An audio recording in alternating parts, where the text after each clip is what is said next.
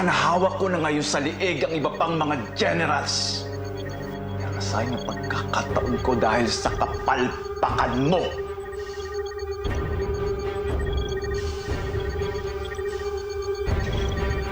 Paumanhin, General.